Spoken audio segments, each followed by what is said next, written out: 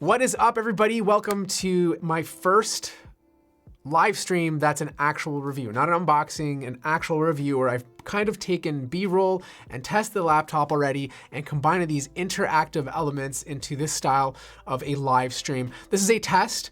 Most importantly, after this live stream is done, please let me know in the comment section down below if you like this style and you want to see more live streams that focus on a more interactive review. A quick shout out to Python, a quick shout out to Alegnor and everybody entering the chat.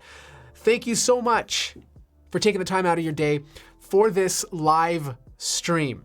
Now, this is a special laptop because it is a mid-ranger that's priced fairly well, depending on which model you decide to go with.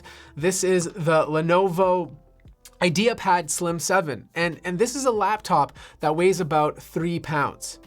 And it's a good increased volume. Hey, is the volume okay? Just to make sure. I think the volume's okay. I think we're good. All right, volume, let's go. Volume's not good? Mike, my man, what? It's not high enough? How about now? Is the volume okay now? How does the volume sound? Okay, volume's fine, guys. I think you guys are losing it. Okay, here we go. You guys totally just ruined my flow. I hope you're happy. Totally just ruined my flow. Anyways, this is the IdeaPad Slim 7. It's a 3-pound laptop, great mid-ranger, fantastic for back to school. It's a good option. The big thing about this laptop that a lot of people are looking for is the fact that it uses the new AMD Ryzen processors. This is a 4800U inside of here. That's 8 cores. And I know a lot of people are looking at this guy and thinking, should they buy this?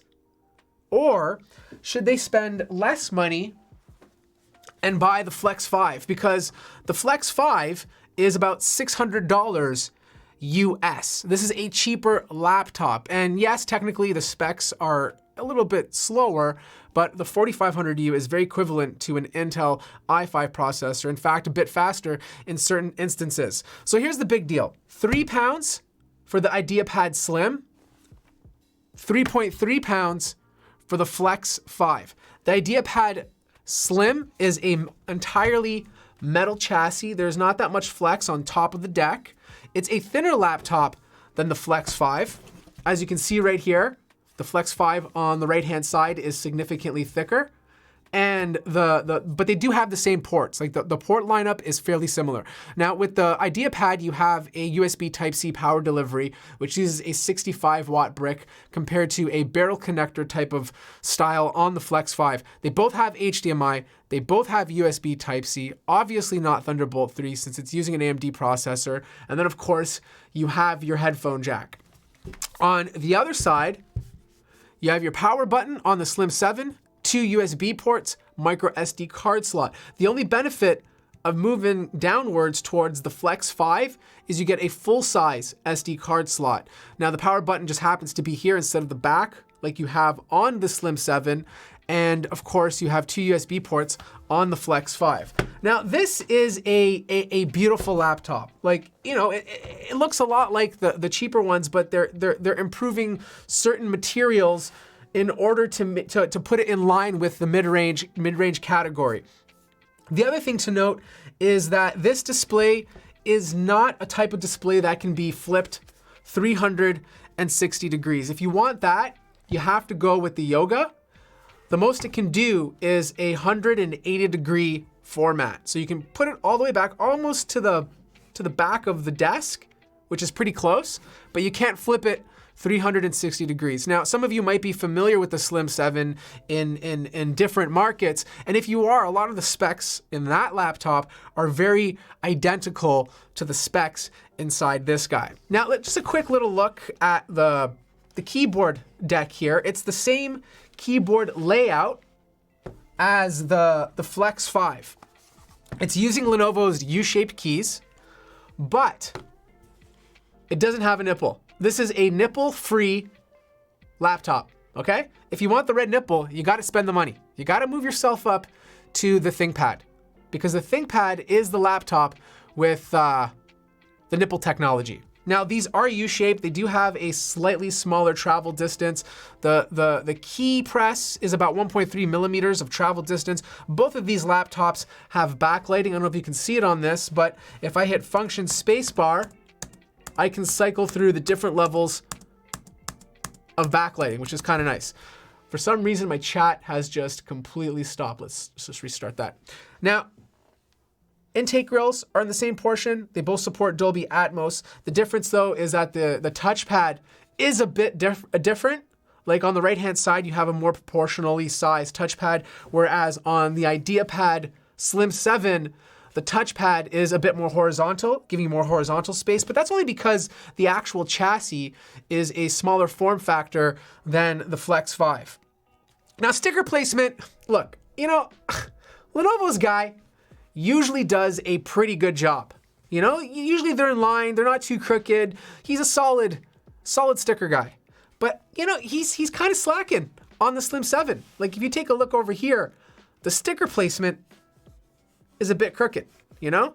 I don't want to hate on Lenovo's sticker guy too much because he's not as bad as, let's say, Acer's, but you got to step it up, Lenovo. You got to put your sticker guy in good training, okay? Now, there is a little bit of flex on the keyboard on both of these laptops. It's not huge, but you know, it's there. I would say it's slightly more on the Flex 5, but again, this is more of a budget spec'd laptop compared to the IdeaPad Slim 7. Now, when it comes to the display, as I mentioned before, it doesn't rotate 360 degrees. The most you can do is 180 like this. Now, some of you might like that because it can go lie down flat on your desk if maybe say you're passing the laptop to somebody. But if you want one that can rotate all the way around in sort of like a tablet-like form factor, then you gotta go with the Yoga Slim 7. Now, this display is significantly better than the display on the Flex 5. And the reason being is you just have much better color accuracy, you have better color gamut. It's a brighter display, like 387 nits of brightness. So if you take this thing outdoors, you're gonna be able to see it. Like you're gonna be able to look at it and have a good experience. Now there is an infrared camera at the top of the display, but it's not Windows Hello. If you want Windows Hello, you gotta pay extra and get, let's say, a ThinkPad, which will have it embedded at the top of the display. Camera quality is not that great. I'm not even gonna waste my time showing you because there's just no point. But you can open up this laptop using one hand. So there's like a little indent that sticks outwards, and if you place your finger up here ever so nicely, you can open up the entire display. Speakers are generally on the top of the deck this time. They are using Dolby Atmos. We're gonna do a speaker test in a second, but Lenovo usually does a better job with their speaker quality compared to other manufacturers. Like, you know, some companies just don't take speaker quality that seriously. So I have to give credit to Lenovo, even, you know, placing better speakers on their budget and mid-range laptops.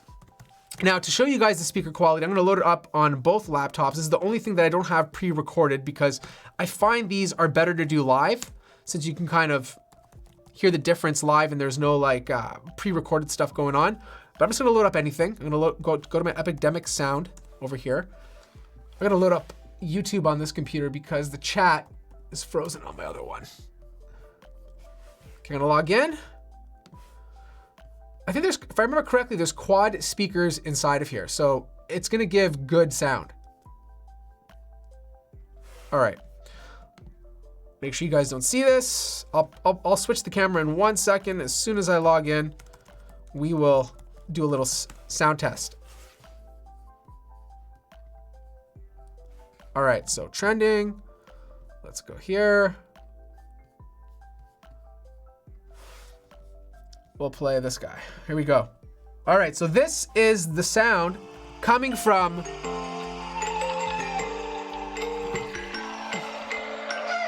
the Slim 7.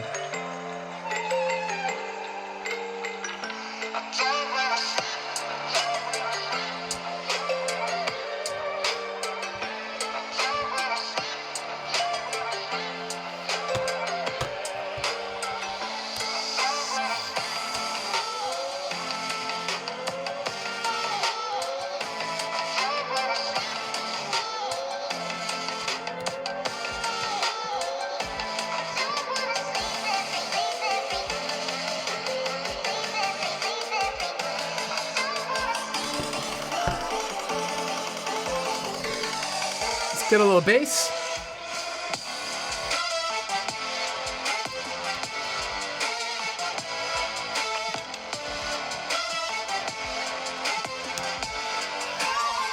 Okay, so that is the Slim 7. And now we're gonna play the Flex 14, doing the same thing. I have a feeling the speakers are gonna sound exactly the same. That's just my gut feeling. All right, you guys let me know which one sounds better. This is the Flex 5.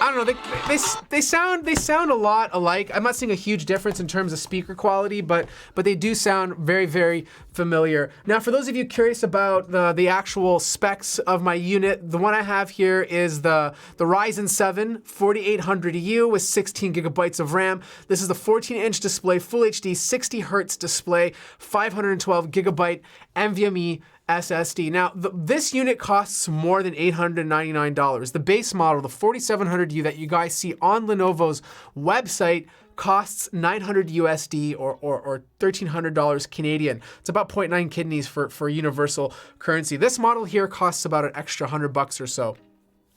Now, internally, there are some differences between this model and the Flex 5, and we're gonna go over that right now. I'm gonna show you guys the differences between both of these laptops. I just gotta open it up so you guys can see the internals. I've already taken off all the screws, so I don't have to do that on camera. And knowing me, I'll probably... All right, so this, on the right-hand side, is the Flex 5. And then this on the left-hand side is gonna be the IdeaPad.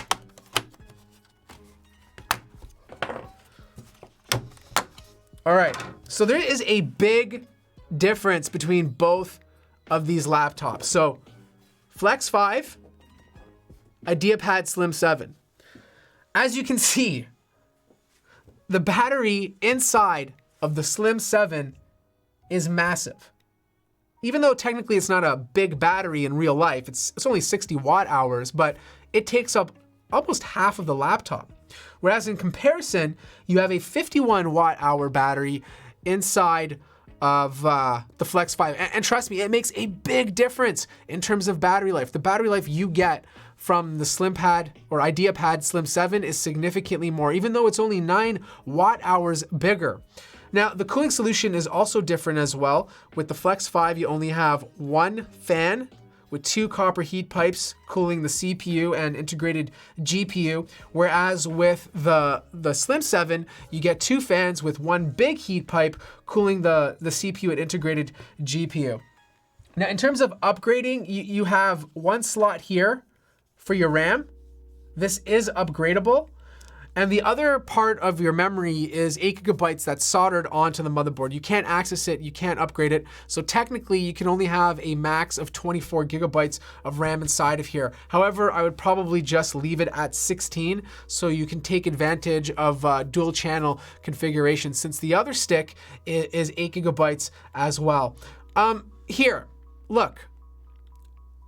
Hard drive speeds or NVMe SSD speeds on this guy are really good. They're over 3,000, like 32, to be precise, it's exactly 3246 read and about 2203 megabytes write. So a very good NVMe SSD. And this big battery literally net me 19 hours and 15 minutes of use. That's insane. Like 19 hours of battery life. This is with the screen at 30% brightness. That's almost a full day. Like that's almost a full day. The funny thing is the 19 hours and 15 minutes that I got on this guy was done in intelligent cooling mode. This is like the default mode for this laptop. If you drop it down to battery savings mode, you'd think you'd get more battery life, but I actually got a little bit less. I only got 18 hours and 53 minutes. Either way, that's still an insane amount of battery life. Now, in comparison, the Flex 5 feels, sorry, in comparison, the Flex 5 gets about 9 hours of battery life. So you get significantly more battery life with the IdeaPad Slim 7. Now, in terms of upgrading, SSDs and stuff like that, I don't see any extra slots to place one. Just this little slot right here, you can probably do a smaller form factor NVMe SSD on this side. So technically, you could have 2 drives inside of this. I'm guessing the other NVMe drive is soldered onto the motherboard. And then, actually, is this? Well, let's take this off. I think this is, this is the NVMe SSD. This is not the RAM. I apologize. So this is your one NVMe SSD slot. And then this is potentially a second slot if you want to place another drive. All 16 gigabytes of RAM is soldered onto the motherboard. So whatever configuration you decide to buy, that's all the RAM you're gonna get, which is kind of unfortunate.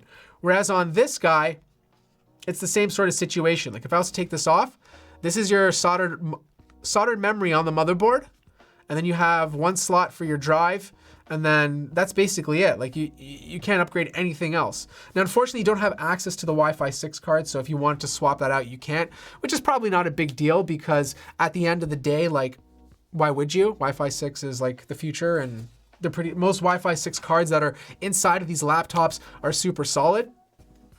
But the big deal is performance. Like a lot of people are gravitating towards these AMD processors because of the performance. Like you're getting a lot of value for its price point. Like to have 8 cores inside of a laptop, like to give you, it is bonkers, And a lot of people want value to performance as much as possible. They don't want to spend lots of money on a laptop that's going to perform slower than this guy, right? So right now it's a good thing. However, I think as like the future goes forward, there's going to be a lot of changes. People are going to find out that AMD is going to finally increase their prices as more and more people buy AMD laptops over Intel ones. This is assuming Intel can't get their act together and start selling faster CPUs with the same sort of quality. Now, performance is interesting because if you're doing like a simple Cinebench score, to see how fast the CPU runs, this thing dominates. Like literally, look at this, 3,500. This is beating out an 8-core H-series processor from a Gigabyte Aero, HP Omen, and all these other laptops. Like that's impressive. Like super impressive. Like how many laptops like do that? Why did that like go away? That's weird. Okay. Like that's super impressive. Like to be able to have that type of performance in a U-series processor. But there is a catch though. There is a catch. Even though this laptop is dominating other laptops in terms of sheer CPU performance, it's doing something bad in order to get there. And it's not a good thing. And I'll explain that to you in a second, okay?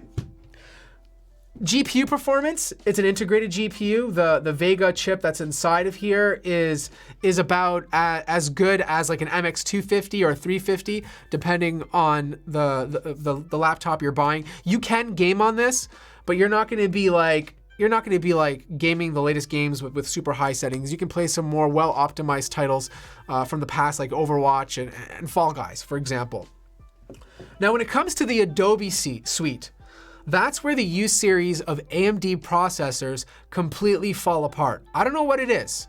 And this is probably not an AMD problem. This is probably more to do with Adobe's optimizations in general, but it completely falls apart. Like for Photoshop, for example, this is using a superior processor compared to all these other Intel-based laptops you see here. And it came in second last place, okay? 4800U should beat out a MacBook in Photoshop, like an i5 MacBook without any issues. But it came in second last place to all these 4-core i7 Intel processors. And the same thing holds true when it comes to Adobe Premiere Pro. Like with Premiere Pro, this laptop just couldn't perform. It came last. It doesn't matter which i5 or i7 Intel laptop that I put up against this, it completely fell flat on its face. The funny thing though, as soon as you use an AMD processor that's an H series paired with an NVIDIA card, things are fine. Things are great. It's only when you drop down to the U series processor using their integrated GPU does this sort of chip falls significantly behind when it comes to the Adobe suite. Now, this makes me feel like this is obviously an Adobe problem. Their software is obviously not optimized for the integrated Vega GPUs inside of these Ultrabooks, because their H-series processors paired with NVIDIA GPUs are flying. They're doing a fantastic job when it comes to the Adobe suite. Now, the reason why you're seeing such high scores in Cinebench compared to all these H-series laptops is due to one simple fact. This laptop is getting really, really hot. And I mean ridiculously hot. AMD's threshold for CPUs is 105 degrees Celsius. This thing is getting hotter than 105 degrees Celsius. So for example, this is intelligent mode. So there's 3 profiles that you can use on this laptop: intelligent mode, performance mode, or battery savings. Intelligent mode, we're looking at 102 to 105 degrees Celsius, okay? That's ridiculous. This is an oven cooker. You're gonna be cooking eggs all day on this thing. If you put it on performance mode, which is what you see right here now, it's the same sort of idea. 108 degrees sometimes it hits, 108 degrees Celsius. Now don't get me wrong, the CPU performance is through the roof. It's unbelievable. You're getting like clock speeds of over 3 gigahertz, but the CPU is just ridiculously hot. And that's unacceptable for any laptop. Like, the longevity of this machine won't be that great. Now, if you're just basically doing, like everyday tasks and you're not pushing your laptop, then you're fine, But if you're constantly pushing those cores to its full potential, if you're doing any sort of like compiling code or anything that's utilizing all the cores constantly, then it's not gonna be good for the longevity of this machine. But if you go into the battery savings mode, that's when you finally get better thermals. When battery savings is being completely pushed to its max, the CPU temperatures drop down to about 80 degrees. So goes down to 80 degrees, but you end up losing some of that performance because clock speeds start to hover around 2.2 gigahertz. So it depends on what you're using this laptop for. If you're buying it because you want to use this thing for like just browsing the web, listening to music, maybe pushing it every once in a while, then I personally feel like you have nothing to worry about. But if you're gonna be like rendering files all day, compiling code all day, then the CPUs inside of here are gonna get really hot, and it might affect the longevity of the CPU inside of here. So that's something that needs to be fixed, the thermals inside of this laptop.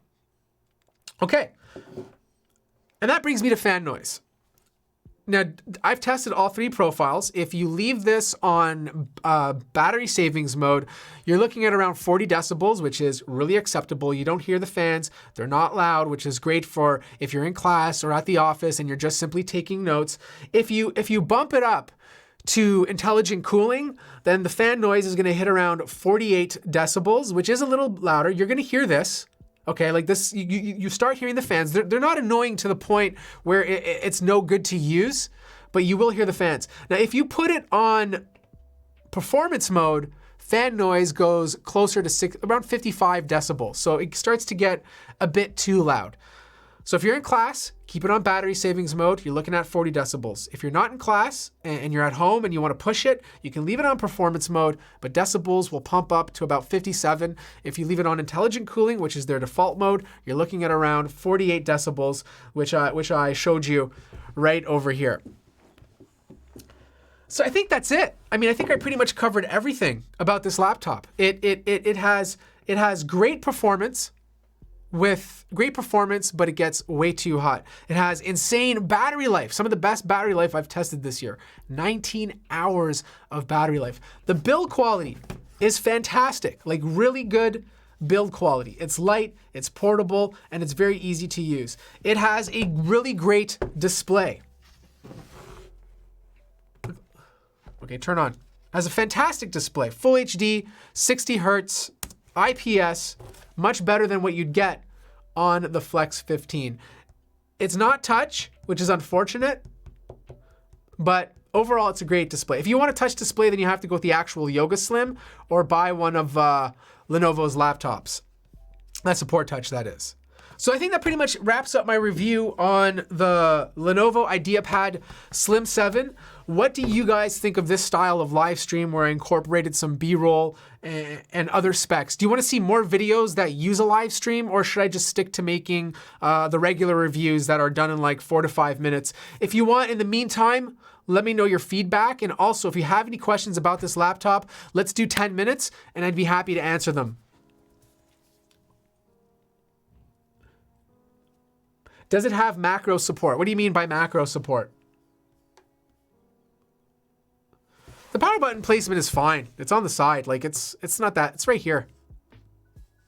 I don't think it's a big deal. So Python loves it. Loves the style of review. Happy Duck says this is dope. Garthik says, Matt, shut up. I don't want to see a live stream ever again. Do the review. Do you think the R5 version will have the same display? Which one's the R5 version? Oh, the IdeaPad 5? That's a good question. I think it'll be somewhere in the middle.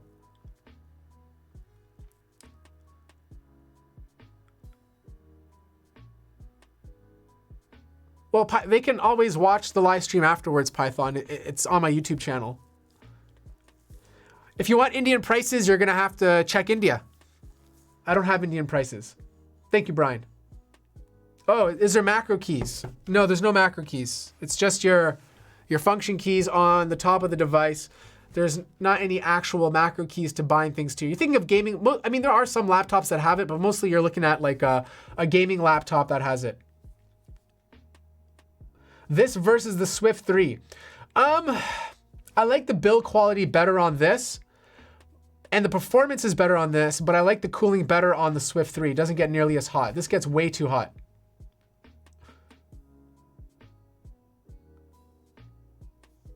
There is no Thunderbolt 3. It's an AMD processor. Testicles loves the format. How much is this one in Canadian? The price of this guy in Canadian is $12.94 for the 4700U version. That's the base cost. This one's a bit more expensive. The one I'm reviewing today, it's around probably around $1,400-1,500 Canadian.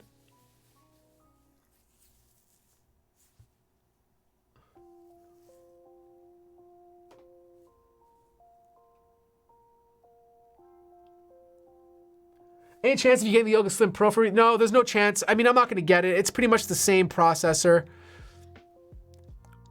Oh, Yoga Slim 7 Pro. Sorry, I misunderstood you. Yeah, I definitely want to get the Yoga Slim 7 Pro into the studio. So once that comes in, I'll definitely review it. That laptop looks very interesting, along with Lenovo's new Legion thin laptop that they just released. That also looks pretty awesome. Swift 5. I haven't reviewed it yet, but it looks cool. So compiling code on this is fine. That's the one area that AMD processors completely crush the competition. If you're buying this to compile code on, it's fantastic. It is absolutely fantastic, and it'll beat out most Windows laptops with similar specs. The only area that it does suffer in, like I mentioned before, is the Adobe suite. Like I said, like the performance is just not that great compared to the competition. Again, I think this is something to do with Adobe's optimizations and not so much with AMD's hardware. Does not play Witcher 3. Definitely plays Solitaire, but not COD Warzone. Do you show off the charger? The charger I don't have here. It's in the box, but it's like those little, black, it's like this big, this thin, about like that size. The charging brick. This is terrible. This is a terrible way to review. It's about that size. It's USB Type-C, and it's a 65-watt charging brick.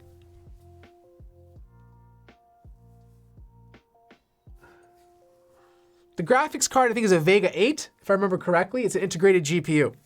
It does have Wi-Fi 6. It does support USB Type-C charging. A lot of this I already answered, but you can see here, USB Type-C. This is power delivery for USB Type-C charging. It comes with a USB Type-C 65-watt charger. Oh, I also forgot to mention, it has Rapid Pro charging, so you can use fast charge to charge this laptop. I think in like 15 minutes, you'll get like a couple hours of battery life, something ridiculous like that.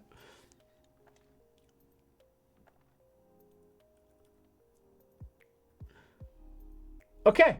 I think that's it. I think we're gonna wrap it up. Guys, thank you so much for joining my live review. Please feel free to hit the like button. That'll mean a lot to me. It'll also help the video. Also, any feedback for these live streams for future videos, that would be greatly appreciated. If you could just drop them in the comment section, not the chat, so I could see it, that would be greatly appreciated, because if you guys are really enjoying these live reviews and live unboxings, I'd like to continue doing them.